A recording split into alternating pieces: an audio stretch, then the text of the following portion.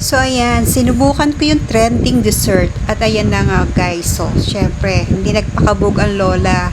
Hindi ako papatalo, kailangan natin subukan kung masarap nga ba yung trending dessert na yan na Paji Plan or Paji Leche Plan. So, tara guys, subukan natin at magluto tayo ng ganyan kung masarap nga ba. Let's go! So, una natin gagawin, syempre, durugin muna natin Paji Bar. So, yan, tanggalin na lang muna natin sa maalat niya. Hindi na to guys ha, tayo. Ang flavor niya is, ano ba flavor na to? Milk. Milk yung kanyang flavor, okay? So, tanggalin lang.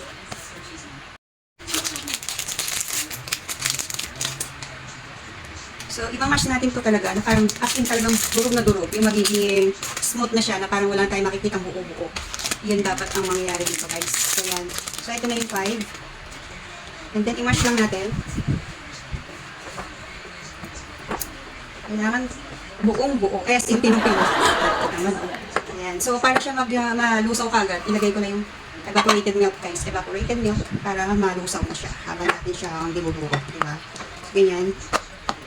Huwag natin muna ilahat. Para magurot ko siya mabuti. Ayan. Mash lang natin. So, ayan guys. Kung makikita nyo, super smooth na yung ating limang Paji bar and 1 evaporated milk. So, ngayon, punta tayo sa ating next step. Add na pala natin yung eggs dito sa ating Paji bar mixture and evaporated milk. Dalawang egg to guys. Yan. And then, mix natin mabuti. Hanggang sa kumalat na yung egg. And then, pwede rin tayo maglagay ng vanilla. So, lagyan natin ng vanilla to add flavor and para matanggal din yung langsa ng egg. So, siguro mga 1 tablespoon. Yan. 1 tablespoon ng vanilla. Yan. Para matanggal yung langsa ng egg at makadagdag din ng flavor. Diba? Pwede nyo nilagyan ko ng food coloring yung egg yellow para may extra siyang color. Pero sa akin, since wala yata akong food color na egg yellow, okay na siguro itong ganitong kulay. So, i-mix lang natin. Mabuti yung egg dito sa ating Paji bar and milk, evaporated milk. So, ayan. Well combined na siya. So, guys, ito. Naglagay na ako sa kasirola ng 3 cups of water. And then, ilagay natin yung Mr. Gulangan na puti. Ginawin lang natin yung Mr. Gulangan na white before natin open yung kalat.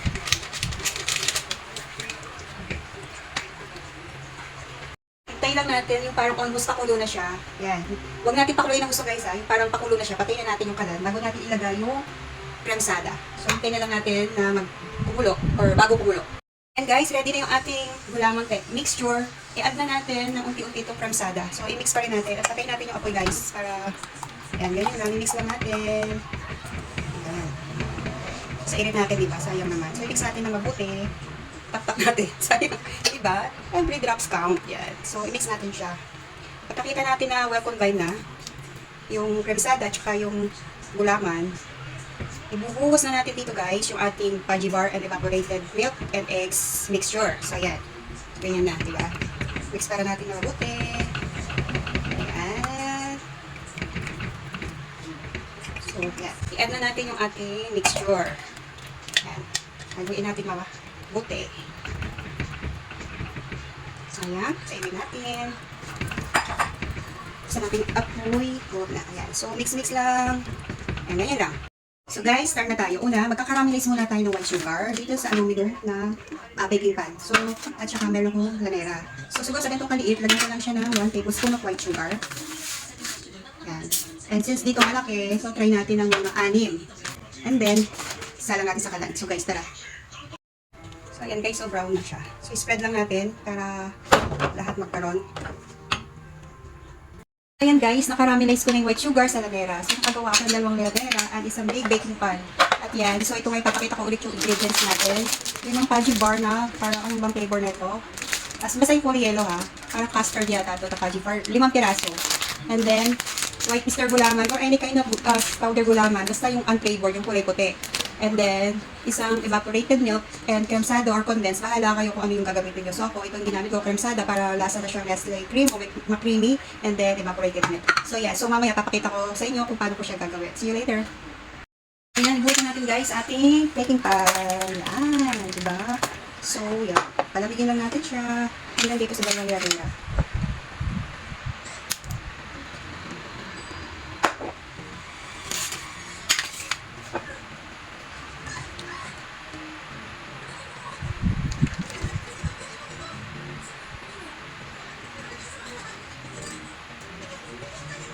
Hintayin na natin lumamig. Yan, pagawa ako ng isang malaking baking pan and dalawang yanera. So, hintayin lang natin siyang lumamig guys, tapos pwede natin ilagay sa ref. Okay, see you later. And this is it. Tapos na yung ating leche flan. So, tikman na natin. Yummy. So, sakto lang yung tamis niya. So, sakto lang sa panlasa ni Lolo Vlogger kasi ayaw niya ng matamis. So, thank you. Follow for more. At ayan na. Tikman na natin ang ating fudgy leche flan. So, tikman natin kung pasado sa panlasa ng Lola. Mukhang masarap. At ayan, sakto lang yung tamis niya. At bawal nga din kay Lolo Vlogger ang matamis, kaya sakto lang ang panlasa namin.